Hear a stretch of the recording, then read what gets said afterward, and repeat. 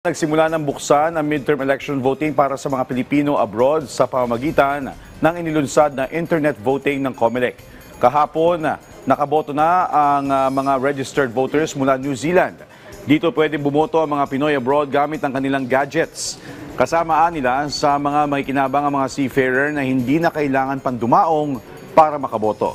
Ayon sa COMELEC, 77 posts ang nakalaan sa online voting habang 16 naman ay nasa mga embahada at consular offices. Sa ngayon, nananatiling bukas ang registration na inaasahan tatagal hanggang May 7.